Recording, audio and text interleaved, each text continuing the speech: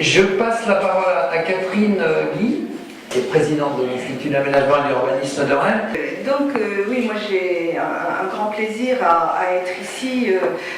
D'abord, je remercie effectivement l'École d'architecture de Bretagne d'avoir pris son tour en quelque sorte dans l'élaboration, l'animation, la mise en place de ces rencontres entre professionnels et étudiants, puisque c'est la troisième initiative de ce type, précédemment accueillie par Rennes 2, puis par l'INSA, cette fois-ci donc par l'École supérieure d'architecture de Bretagne.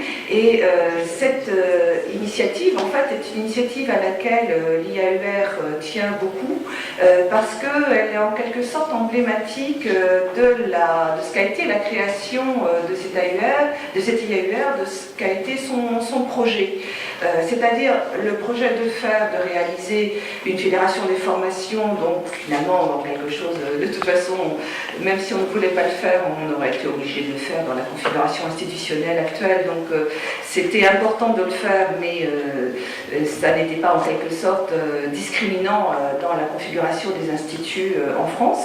Ce qui est vraiment propre à l'Institut de Rennes, c'est qu'il met cette présence étudiante dans votre activité de formation au cœur, mais qu'il la connecte très fortement d'une part à la dimension recherche, et nous avons promu, soutenu, et nous avons en cours des programmes de recherche au niveau de cet IAUR, et qu'enfin, c'est pour ça que nous sommes tous là aujourd'hui, il la connecte très fortement au monde professionnel. Donc cet amphithéâtre, il réunit des étudiants, que vous êtes en nombre, et des professionnels, que vous êtes en nombre aussi, et si je remercie particulièrement ceux qui se sont déplacés, donc qui sont ici dans cette salle, et ceux qui se sont excusés et qui auraient aimé être là, c'est qu'il constitue le nœud de cette plus-value que nous essayons d'apporter globalement sur la métropole rennaise et même plus largement à l'échelle de la Bretagne, cette relation entre le monde professionnel et le monde de la formation académique. Donc la journée d'aujourd'hui, elle est l'œuvre des étudiants.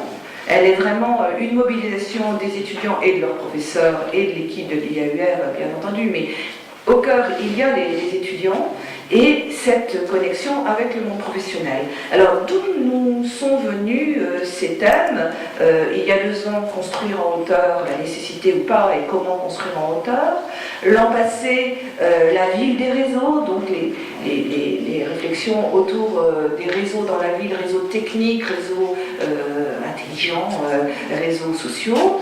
Et cette année, donc, cette question des équipements, mais d'où nous viennent ces thématiques? Ils nous viennent des professionnels, de ceux qui, parmi vous, nous disent, mais sur ces questions-là, c'est urgent, il faut réfléchir, c'est vraiment une dimension recherche. D'ailleurs, vous aurez une conférence à la suite d'un chercheur qui a accepté d'intervenir. Mais il y a vraiment aussi, concrètement, une dimension formation. Le conseil d'orientation de l'Institut d'aménagement et d'urbanisme de Rennes, qui est constitué de professionnels, d'enseignants et d'élus, c'est ce conseil d'orientation qui nous a dit qu'il faut traiter de la question des équipements. Pourquoi? Parce que les jeunes qui sont en formation aujourd'hui, eh bien, qu'est-ce qu'ils vont faire dans leur formation? Ils ne vont plus se contenter d'équiper comme on l'a fait, Jean-François Moulin le rappelait très bien, dans les années 60, la France a été considérablement équipée, tout le territoire français, même les petites sous-préfectures, même les chefs-lieux de canton ont été considérablement équipés, sur la base de normes, dont finalement la réflexion, une fois que la norme a été établie, la réflexion, je ne veux pas dire qu'elle s'arrêtait, mais enfin bon, elle était quand même assez peu approfondie. Aujourd'hui, vous allez, vous, les jeunes professionnels, les futurs jeunes professionnels, travailler avec d'autres évaluations, et je n'emploie plus le mot de normes, d'autres évaluations, parce que vous n'allez pas travailler purement sur l'équipement, vous allez travailler aussi sur l'aménagement. Nous appelons Institut d'aménagement et d'urbanisme. Sur l'aménagement, Jean-François Moulin plaidait, et il avait tout à fait raison pour l'architecture, eh bien, je plaide plus largement pour l'aménagement. Donc un aménagement qui, évidemment, a l'enracinement spatial, on tient compte des mobilités, des polarités, des capacités de se déplacer, et puis un aménagement qui a une dimension sociale. voilà, il y a une actualité à laquelle on ne peut pas échapper. Et dans ces réflexions sur l'aménagement, il y a bien sûr ces questions des fluidités d'un territoire à l'autre, des passages, la ville passante d'un territoire à l'autre. Et donc, l'aménagement, c'est la possibilité aussi d'utiliser les équipements du voisin et du voisin immédiat, même si effectivement ce n'est pas notre quartier ou ce n'est pas, du point de vue institutionnel, notre commune. Et là, on touche évidemment à l'aménagement sous sa forme institutionnelle, politique et de décision politique. Donc je vais m'arrêter là sur le fond du propos, mais ce que je voulais juste bien rappeler, c'est que cette réflexion, elle nous vient, elle nous remonte par le conseil d'orientation, donc par les professionnels, par les élus, et elle a pour finalité que les jeunes professionnels qui vont arriver sur le marché du travail sachent mieux configurer leur intervention, sachent mieux dans quel périmètre, dans quel contexte ils vont pouvoir agir.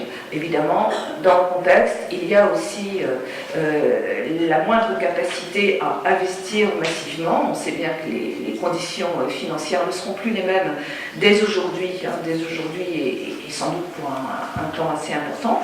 Or, la croissance démographique est là, les différences, les problématiques sociales sont là, donc il faut bien pouvoir y répondre.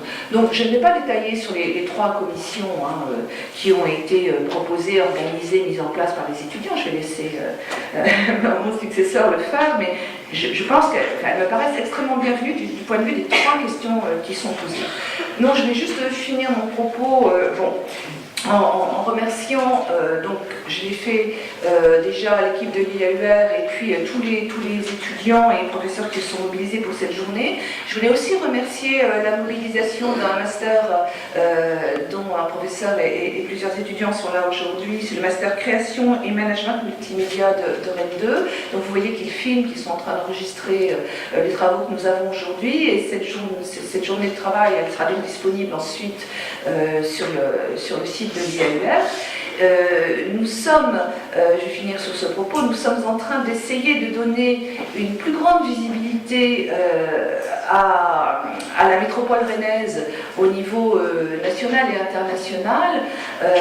Et c'est pour ça que cet usage multimédia nous sera très utile. En préparant, donc vous pouvez le noter pour ceux qui ne l'ont pas encore fait, en préparant des rencontres internationales d'urbanisme qui se dérouleront à Rennes entre le 1er et 5 juin, donc la première semaine de juin. Ces rencontres internationales d'urbanisme, alors c'est une association francophone d'urbanisme, donc internationale mais limitée au monde francophone, porteront sur le thème de concevoir et fabriquer la ville. Donc tout à l'heure, M. Roulin disait, c'est pas seulement faire, c'est aussi réfléchir.